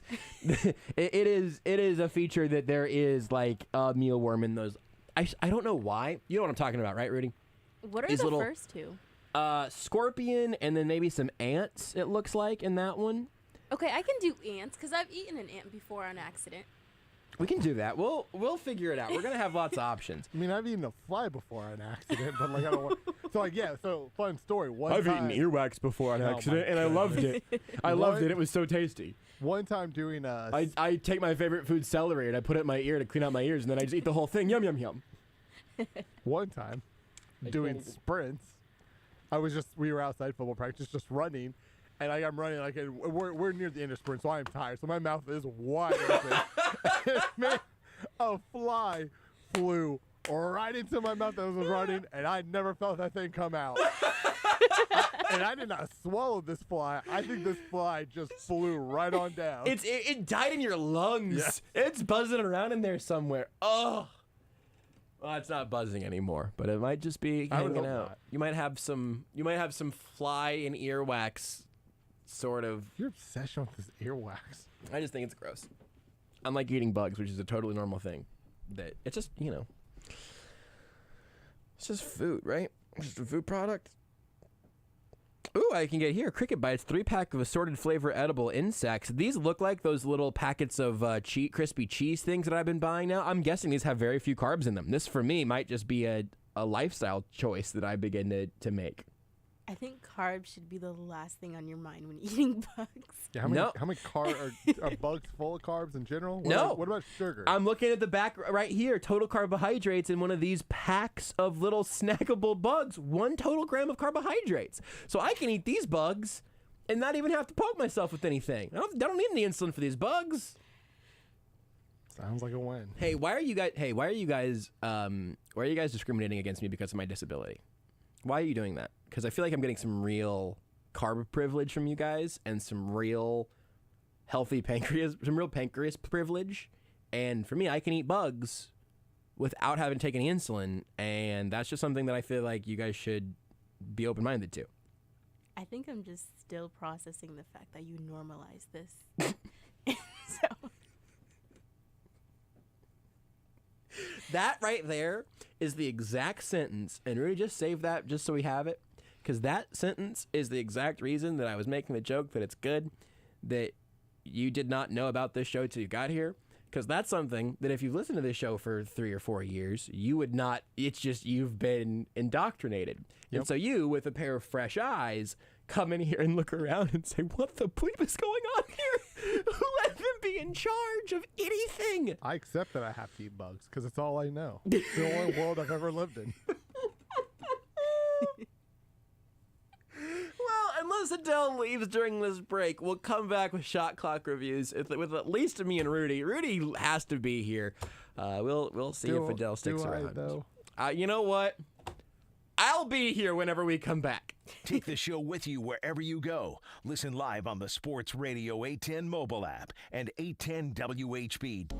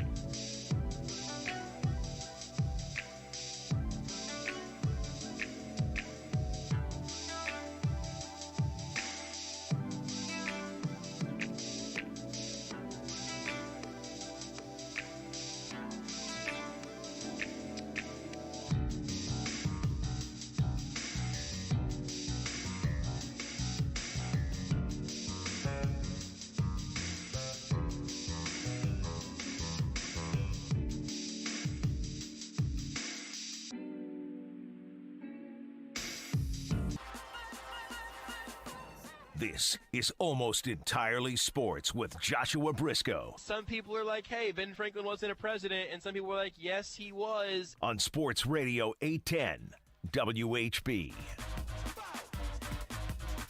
I don't know if we've ever been swept away by bug talk in a way that did not let us actually successfully talk about our shot clock reviews, but we're going to make it happen this hour. Josh Brisco, Rudy Salazar, and intern Adhel. Her name is just Adele. It's just that she's an intern, and you get it. And so we are going to do shot clock reviews now. We're not going to talk about bugs anymore. If you do want to put a shot clock review down for how you feel about eating bugs, you'll have 24 seconds to talk about that. I heard about this game, Bug Snacks. That's pretty good. It's actually a thing. I know. I've heard of it. I haven't played it. Is it a kid's game, or is it like a mobile game? I'm 1,000 years old. It's now. a console game. It's a console game? Yeah, it's a console game. I think it's like I would say it's like it is designed like a kid's game, but it's probably meant for more like people in there about your age, honestly, I would say. So like mentally sort of infantile, but with the motor skills of, I don't know, I would say a 8-year-old. It's Pokemon, but with like I'm in. With bugs. Done. And Done. they're like, they have cool names that like combine like a Dr. Pepper and a caterpillar or something like that. Dr. Pepper Pillar. Nailed it. This game sounds awesome. Let's do it. Let's do shot clock reviews. I forget all the time there's not actually an open, nor is there music underneath it, but you will hear the 24-second shot clock. You will talk for 24 seconds about your topic at hand. I will tell you which topic you can talk about. Bugs. Although you've added some, haven't you? I might just throw to you, just let you, dealer's choice for you, Adele. But we'll talk for 24 seconds about our reviews. You'll hear a horn, and then when the horn goes off, got to stop, drop, and roll, and give your score out of 10. You get 1 offensive rebound. The offensive rebound, you just get 24 more seconds. You get the board, you kick it back out, 24 more seconds if you need a full 48 seconds to talk about something. Rudy, are you ready? I was born ready. Adele, are you ready? Ready. Josh, are you ready? Not really. Rarely are. I am going to review my holy trinity of diet sodas. This is a combo review for both Orange Sunkissed Zero, Dr. Pepper Zero, and Cherry Coke Zero. None of them are actually the diet branding. They've all shifted that direction. I think the whole idea of the Zero varieties is that it tastes more like the actual original. I'm just telling you, we talked about this with Matt Derrick last night. Ultimately, I am not drinking any regular soda anymore, but I'm drinking too much diet sodas, and really the main people at fault here are people that make those three because they are all wonderful. It is a 9 out of 10 for me. I love all 3 of those drinks. Rudy, I forgot how far I had to scroll to find your list here. Nope, here we go, I found it. Tell me about Squirtle. So Squirtle is a much better version of Wordle. I'll be honest, I'm kind of falling off the Wordle and all the Wordle things. Some of them are a little too much. But Squirtle is Pokemon Wordle. This is where I thrive. This is where I show off my intelligence. Today, my thought process was great. Got it in 4 out of 8 guesses. I'm just a genius when it comes to this game. Squirtle is a perfect 10 out of 10. Wow. What else you got to say? I'll give it back to me. I had something to say. I want to review Night in the Woods. It is a video game that I finally finished after a very long time of playing it like a little bit at a time. I really want to. It has more of a feel of like a graphic novel video game sort of thing. There's very minimal gameplay to it, and I will say that there are slow moments. The aesthetic is incredible. The story is very, very good when it's actually telling the story. The ending is bonkers. I will say that if you get along a path where halfway through you're not totally sure how you feel about it, push through because the second half is even more interesting. I'm going to give it a 7 out of 10. It's not totally a video game, but I did really enjoy it. I definitely want to play it at some point. You should. It's fun. It's just also, like, if you wanted to watch a YouTube video of someone else playing it, you would get 90% of the same experience, probably. That's fair. It's good, though. Adele, give me your first shot clock review. Okay, The Office. It's a documentary that follows the everyday lives of the typical American workplace. You learn lots of crucial information about bears from Dwight, who's a bear expert. They can run faster than horses, smell salami 5 miles away, how to prepare for a headache, and how to mercy kill a cat. Michael Scott is Beyonce always, and the best kind of friendships start out with hating each other at first. I give it a 10 out of 10. Wow. I got to say, Josh, for you and your diabetes situation, salami is a big snack food now. Huge. Eat a lot of salami. Just watch out for bears. I gotta be so careful. I didn't know bears are faster than horses. Is that real? I imagine it's a Dwight thing. Is that a true thing? I don't know. According to Dwight. I'm not gonna tell Dwight he's wrong. That was like a 23.5-second review. You did better on your first try than Rudy and I have done on our 50th. Let's try to be better this time. I want to talk about Governor of Poker 3. You ever play the Governor of Poker games? Never heard of it. They were on like mini clip. They were like flash games. You could play with, I think in those cases it was mostly CPUs, but now there's a mobile version and it's called Governor of Poker 3 and it has not yet gotten me with a single microtransaction. So I feel pretty good about it. Like I have stayed absolutely free to play. It's just a fun way to play poker on your phone. Texas Hold'em on like a very low level. It's not great poker. I'm not great at it. But boy, I'm really glad this game exists in a mobile form. I'm going to give it an 8 out of 10 because I'm basic. Rudy, tell me about your experience with the Eric Andre show. So I've seen the Eric Andre show before, but finally I decided, like, I'm just going to sit down and watch all of it because I've seen episodes scattered here and there. The Eric Andre show is just, I feel like, especially the intro is how my brain is operating like 90% of the time of just pure, utter chaos. I recommend anybody, the shows are only 11 minutes long, so watch it, but at the very least, anybody who's listening doesn't know what it is, Google or YouTube Eric Andre show intros. It's chaotic. It's a very good show. It's an 8 out of 10. Have either of you ever watched Nardwuar interviews? He interviews a lot of musicians and rappers and stuff. You've told me about this, but I have not. It's a trip, but he did one with Eric Andre, and it's just two people so devoted to their characters that it is a shocking 10-minute long experience of just two people who can't stop what they're doing. He so is good. Incredible. Really, truly incredible. And the show honestly might be better than an 8 out of 10. It just might be the fact that the 11 minutes just almost always feels me like I want more. Yeah, no, that makes sense. Good show. Also, if you want more of that But feeling... I don't know if I want more of that show as well. No, so it's... 11 minutes might be right. The reasoning is that if you want more of the feeling that you get from the Eric Andre show, you have no choice but to start doing cocaine. Like, I have to think that's your only option. Adele, next shot clock review. All right, Narcos. Okay, so it's the life of Pablo Escobar from late 1970s. How he started manufacturing cocaine. First, he started out by selling stolen TVs. He was doing all of this to help the people of Colombia. He actually ran for governor, but, they found out he was selling cocaine. Actually, by the end of the show, it makes you want to go out and become a drug kingpin. I give it a 9 out of 10. Drug kingpin? Mm-hmm. It makes you want to become a drug kingpin. Yes. Just curious. Just wanted to... That show is... Seriously, I don't know if you've seen it, John. I haven't. It's fantastic. Like, it is. It's got Pedro Pascal. Yeah, I've heard it's great. Yeah, I'm sure I would love it, but now I'm scared of it. Genuinely fantastic, and Narcos Mexico is also genuinely fantastic. It's a great show. I want to talk about how I organized the shelves in my bathroom. Heck yeah. So I bought a bunch of little plastic baskets. They look like they're woven like wicker baskets, but they're just plastic. I got a bunch, like 6 of them on Amazon or something. And for Renee and I, our bathroom, we've got a bunch of shelves, like open, exposed shelves, but we've just kind of been shoving stuff on there. We have our own shelves, but there's not really an organizational setup for it. Well, I bought some baskets, and I did a full bleeping reorganization of like that whole process. It looks incredible. I feel incredible. I'm so happy about a well-organized shelf. 8.5 out of 10. Rudy, hit me with your next one, dealer's choice. Yeah, so I'm actually going to skip my next one. I'm going to go to Tunic. So Tunic is the new video game. It's been in development for a while now. It's kind of, it is very much inspired by Zelda. You play a little fox. You go around through these adventures. The fun thing about the game, though, is it tells you almost nothing. It goes back to like a time when games first came out, how you had to read the manual to learn how this stuff. The thing is, offense rebound. Oh, board, kick out, pass. The game does not come with a manual, and throughout the game, you find pages to the manual. Awesome. Also, it's in a different language. And so, as you're playing and as you're unlocking these puzzles, you start to, kind of learn things that you're not told anything directly, but you can kind of tell off depictions and the pictures and illustrations. You kind of just work out these puzzles. It is so much fun. And, especially for somebody my age, it really takes you back to, that time when games were like that. When, you would just read manuals. And it's perfect 10 it is a 9 out of 10. 9 out of 10. Not perfect 10 out of 10. 9 out of 10. Every single thing I've heard about that game makes me want to play it more. It's great. How many do you have left, Adele? I have a couple. Does that mean 2, or does that mean 4? Or does that mean 4. Give me another one. Another one? Give me another one. Okay. All right. I'll talk to you about breaking up, honestly. Wow. Sister and boyfriend broke up. Wow. Got into it really badly. Love that. Hate each other now, blocked each other now, and I'm in the middle of it, the mediator. Basically, want to give it a 2 out of 10. Never going to date again in my life. But not the worst thing in the world. It's actually a 0 out of 10. I take that back. Oh, no.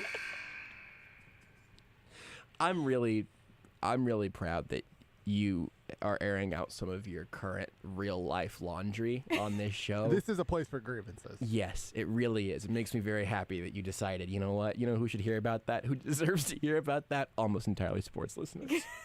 You need to feel my pain right now. And the That's people what need to support we make each all other. our listeners do. Exactly. We make them feel our pain all the time. I'm going to follow that with an appropriately serious and respectful topic of my own. I would love to talk about some sugar-free Jell-O. I was not a huge Jell-O eater at any point in my life pre-diabetes, but what fiance Renee found out some point along the line is that, hey, sugar-free Jell-O is like the jam here. You get the individual little cups. But now, you can also, I also now on a regular basis will just crack open a little box of sugar-free Jell-O, put that little sucker in a bowl, put some boiling water in it, put some cold water in it, let that thing sit in the fridge for a little while. All of a sudden, you have a literal, like, 0-carb, 0-calorie snack. It's basically just water and flavoring. It is a 9 out of 10. I have my gripes flavor-wise, but it's still really good, and I'm glad to have it in my life. Rudy, do you want to do the third one on your list? Yes, let's do it now. Tell me about The Dropout on Hulu.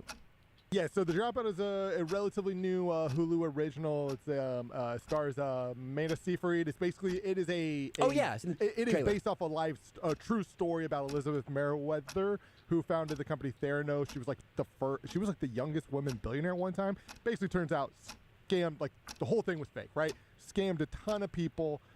It is a very cool show about a story that I didn't really know of, and I love shows like this. I like the true life stories, but with actual actors. Yeah. And not documentaries necessarily. So I'll show 7 out of 10. I enjoy it. I would recommend anybody watch it. I think Renee says she's going to watch that at some point. It's very good. Let me review hyperspeed podcasts. I made a revelation earlier in the show today. I want to go ahead and address it here publicly before hashtag cancel culture gets out of control and ruins my whole life for no reason. I listen to podcasts now on an increasingly high speed. 1.5 speed, 2 times speed, 2.5. Lunatic. I've touched 3. I have reached 3 times speed occasionally listening to the Le Batard show. I understand that my natural talking voice, Kay Adams of NFL Network and much of other things, she at one point started listening to Times Ours on. Give me the board. This is my flex, so I can say that Kay Adams has listened to work that I've done before. But she tweeted out a screenshot of listening to Times Ours at 1.5 or 2 times speed, and I said, like, I cannot imagine what that is like. Because I talk like this a good portion of the time, and it's pretty quick, and I understand that this is how I work. But apparently, whatever wiring is broken in my brain also allows me to hear Dan Le Batard talk at 3 times his natural talking speed, and I understand what's going on. Bomani is a test. Bomani is usually like a 1.5 times speed experience for me. But you want to talk about being a drug kingpin, that'll make you want to also, because there's a lot of cocaine energy in these reviews. It's a 9 out of 10 experience, man. I don't want to tell you. All your wires are broken. Also, Aspen on Twitch says 10 out of 10 for fantastic shot clock review of breakups. Aspen, what did you think about maybe a review that like me or Rudy did? Just like, did we do it? Like, did we do a good one yet? Or I'll take a 6 out of 10. Can I get some just any validation would be awesome. Rudy, give me another one. Yeah. So next one, chopped lettuce. This is pretty simple. I bleeping hate chopped lettuce. Do not like it. I want big leafy greens. I don't want salsa chopped lettuce. And he cannot lie. I don't want any chopped lettuce on a sandwich, in a wrap, maybe. But chopped lettuce is taking lettuce, which is pretty good, and making it in an inferior product. It's not as crispy. It's trash. I hate it. I hate it. I hate it. I hate it. I hate it. 1 out of 10. I would like to talk about 2 video games that I've played. I would like to review Kirby and the Forgotten Land and Yoshi's Crafted World. It is a generally fun, very cute, clever, good to look at video game that has its moments and fun hooks, but ultimately doesn't feel like it does much with the world on a storytelling basis. It's fun. I enjoy it. I will probably play it again soon. I will probably finish it if I get the opportunity, but it's mostly a reminder that I should probably just go back to playing Mario Odyssey because that game seems like it does better stuff at every level. 7 out of 10. That is word for word my review for both the Kirby and the Yoshi games. I honestly think that might be like a 10 out of 10 review of those games as well. Like it is literally the only one of those I've ever written out. Like I just want people to know. Yeah, I think it's about perfect. They're the same. They're both like supporting Nintendo characters that will unhinge their jaw and consume their enemies and have a gotcha pawn. 100%. 100%. Weird, pretty good games. Just feels like they could do a little more. Like, for example, Mario Odyssey is on my list of things that I wanted to review when I was done playing them. Not done with Mario Odyssey yet. Been playing Kirby and Yoshi instead. It's Mario Odyssey is great. How many are at now, Adele? You got 2 left, 3 left? Yeah. I'll do one more. How many do you have left? I have 3 left. Do one more. Okay. You're going to probably do all 3 of them, but I'm just trying to even us out. Do at least one more. All right, I'm going to do Monsters University. Yes. It's one of the best Pixar movies. Shows how Sully and Mike became friends. Teaches a lot about personal failure and how it doesn't have to be the worst possible outcome. It's definitely better than Monsters, Inc. And Randall Wasn't Always Mean. Wow. Watched it all summer long, 2021. And I'm going to give it a 8 out of 10. Sounds like a 2021 out of 10. Maybe. Yeah. Did you know that Mike Mislowski went to Joshua School? I can't do this. Aspen on Twitch said meh in response to my request for validation. Then said Shot Clock Reviews is a 10 out of 10 segment. You know what? I can live with that. Rudy, tell us the story about Mike Mislowski. Rudy, why don't you tell me about Batman? Sorry. What's Batman, Josh? The Batman. So the Batman stars. I went and saw this last week and very much enjoyed the movie in theater. I thought we'd get more Robert Pattinson. They didn't really ever tell me who actually played the Batman. I know Robert Pattinson was Bruce Wayne, but I thought that left me wanting. The movie was good. So dumb. It would have been 30 minutes faster if Batman just moved at a normal speed. That drove me a little crazy.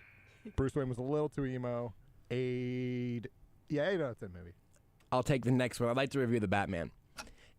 Wasn't emo enough. That's my only real concern. Movie wasn't long enough. Bruce Wayne wasn't emo enough. No, both of those things are not true.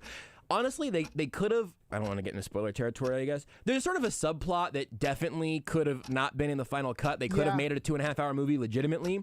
Ultimately, though, I really did like it. It was like a creative exploration of a character that, thank God, someone finally made some Batman media in this world. Lord knows we needed it. But also, I did enjoy it, and I'm going to give it a 7 out of 10. 7.5. I enjoyed that it was a superhero movie that it was like, hey, let's just try something different. Yeah. I enjoy that. It was different. It was good. I respect people for trying different stuff. Hey, everybody else, get out of the way. I want to do another review because I've got too many of these written down. I want to talk about the Hassan Minhaj show that was in Kansas City a couple of weeks ago. It did have a couple of very weird audience interaction moments that were very strange. I'm going to gloss right over those. But going back to see a stand-up show in person again was excellent. You might know him from The Daily Show or from Patriot Act on Netflix, which is also an excellent show. It was stupendous. He is a master of storytelling into actual commentary, into horrifying story, into funny. The show itself was an 8 out of 10. Audience gets a point subtracted for the overall experience. It got weird, though, folks. How many people did you heckle? 0, personally. They also locked up our phones in little bags. Oh, yeah, you told me about that. Yeah. Why? Couldn't record it, I guess. That's a more common, because it's usually when they're recording that for a special. Because my roommate likes to go to stand-ups, and he's had that happen to him a handful of times. It was great. I just wish there would have been less crowd drama. It was, again, very strange. That would require an offensive rebound. I think did I already use mine? Yeah. On Jell-O? Yeah. Something else? No, it wasn't Jell-O. Hard to say. Adele, give me your second to last one. Okay. I'm going to talk about Step Brothers, the movie. So it's about 2 immature and lazy guys who are still living at home and they become rivals when their parents get married, and they're forced to live with each other as stepbrothers. It stars with Will Ferrell and John Riley. Also, Brennan's prosthetic testicles cost $10,000 to produce, and I learned that you're never supposed to wake a person who's sleepwalking. I'm going to give it a 6 out of 10. Do you also think she was talking about us when she started off that review? Because I thought she was calling us out for a second. I just heard 2 lazy guys. I was like, what? My brain deleted everything before and after the phrase prosthetic testicles. Totally fair. Need to watch Pam and Tommy. Tom and Pam. Pammy. Whatever it is. Thomas and Pamela. A lot of prosthetics in that movie or in that TV show as well. I have not seen Step Brothers. What? It's a funny movie. I think it was in high school when that movie came out. I'll tell you what. This is you eat the bugs.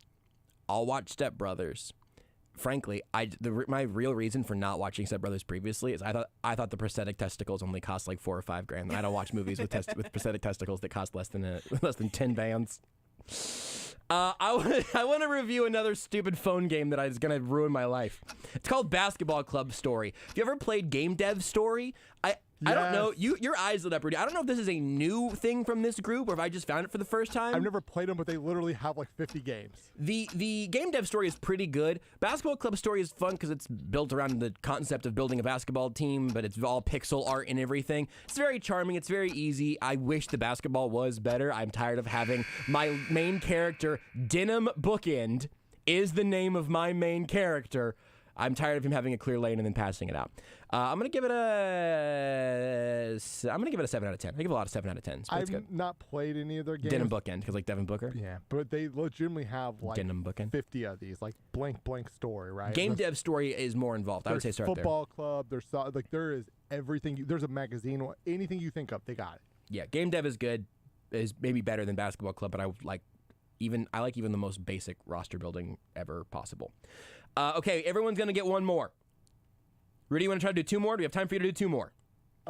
Rudy's doing Rudy's shot clock review right now is Josh ruining the clocks and how he feels about that. Give me your review of one of the 2 trailers and then save your last one, then we'll all get one more shot off. But you get 2. So, my first one, when I went to see Batman, I got to see the trailer for Massively Talented, the Nick Cage movie. We talked about that some on the show. I had seen the trailer before, but with like no audio. I now saw the trailer, the real trailer, with the sound. Guys, this might be the most perfect movie that was ever made. This is not an exaggeration. No, it's Rotten Tomatoes is giving it 100%. I legitimately think this might be the best movie ever. We needed this movie 3 years ago. We united this whole world. Really would have. Adele, give us your last shot. 10 out of 10. Sorry. 1,000 out of 10. 1 billion out of 10. It might be the most perfect movie ever. I love Nick Cage. $10,000 prosthetic testicles out of 10. Adele, what's your last shot clock review? Okay. Game of Thrones. So it's about yes. several noble houses that fight over, like, pretty much go to civil war to see who should be king and sit on the Iron Throne.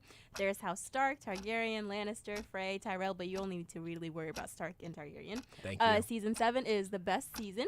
Arya Stark is a badass, and who wouldn't want to watch a show that has dragons, incest, and lots of nudity? 10 out of 10. Actually, no, that's like 100 out of 10. Some great points were made over the course of that. Yeah, seriously. I just all good. How did you feel about the final season? This has been a hot topic. Loved it. The final season you like? Yes. Okay, well, it's too bad Beards isn't with us anymore because you guys would have had some real common ground there. How do you feel about Cyberpunk 2077? Just say it's trash. What is? You just peer pressure. Just say it's really bad. Say it stinks. Say it's a bad game made bad. Thank you. All right, cool. We're good. No, it's.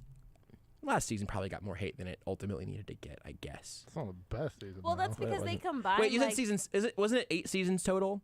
No, 7. Oh, you thought season 7 was the best season. You said. Yeah. Wow, that is a hot take. We'll explore that more next time you're on the show. We're just gonna dig into that. We'll let Beards call in from the beyond of the Ouija board, and you guys can talk about how much you love the last season of Game of Thrones. I will. Big Starbucks fans, those two. It wasn't even Starbucks branded, Rudy. And it's Shut up, Josh. Those dragons in CGI cost less. Those dragons cost less in CGI to make than the prosthetic testicles in Step Brothers. All right, I'll do it. I'm going to double review going to see Glass Animals, the Dreamland show, and then also Half Alive. They have a new first half of their album out called Give Me Your Shoulders Part 1, and that was also a show we went to see a few weeks back. Both of them are great. It makes me so happy to be at shows again. As you've been able to tell now, I've referenced like 3 or 4 of them on this show in the last couple of months. It's basically the only thing that I just freely spend money on, I think, and it makes me so very happy to have them back. The Glass Animals Dreamland show had everything, audio, visual, sound, all of that. Half Alive was great to see in person as well. I'm just 10 out of 10 vibes the whole way around. I love it. Now, Rudy, this is our closer. Yes. This is the one that we found out is going to be a big deal. Yes. This is a life changer. Yes. Rudy Salazar, please give us your shot clock review of celery. So everything I said about chopped lettuce, chopped salad, the exact opposite about celery. So I've always enjoyed celery, but I had a lot of celery this week, and I had access to a lot of celery just right there. And I learned that I bleeping love celery. Like, I can just eat celery. Like, I can just snack on celery all day long. Also, fun fact, you actually burn calories when you're eating celery. It's not true. It's a billion out of 10. It's the best vegetable ever. It sounds like it's your favorite thing ever. It's pretty just close. Celery. It's good. It's like eating water. It's like eating crispy grass. With water. Yeah. Yeah, we agree. It's like so good. It's like blending grass and water and then freezing it. Like, hey, you want to chew on this ice cube? Yeah, I do, because I'm a thirsty cow. So good, man. I don't know what to tell you. Yeah, me neither. We have to take a break, right? Let's do that right now.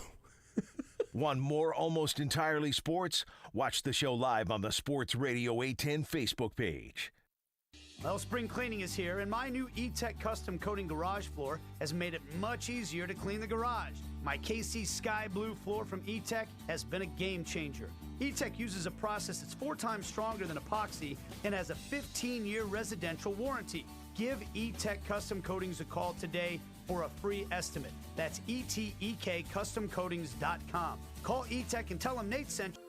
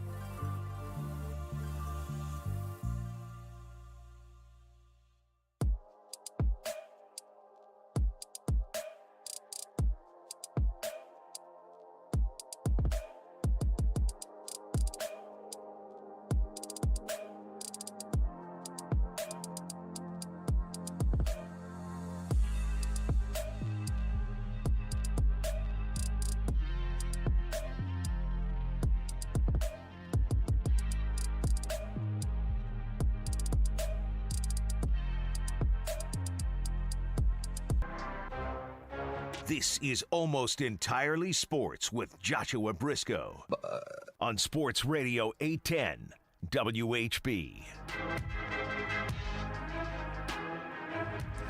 We have very little show left. I was just realizing just now that I have not been tracking the Suns game, which is disappointing to me.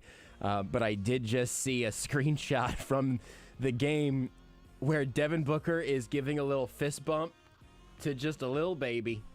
Oh, nice. And I feel like the first meme that I saw was this one, which says "my wife's boyfriend" on Devin Booker, and then fist bumping little baby just says me telling him I dress myself. It just made me really happy. And then we only had like a minute anyway this segment, so that's what you get. Perfect. I'll retweet all of that, and Shouts you can go. to Devin Booker. You can go see it on my Twitter. Where I'm rooting for the Suns. Nuggets aren't going to do anything, so let's go Suns. Let's go Devin Booker. That's true. You might have to sit out while Beards and I watch our teams face off in the finals. How about that? Oh, Celtics are going that far. And this meme is just Devin Booker, and little baby is just literally Nikola Jokic. How does that make you feel? Bad?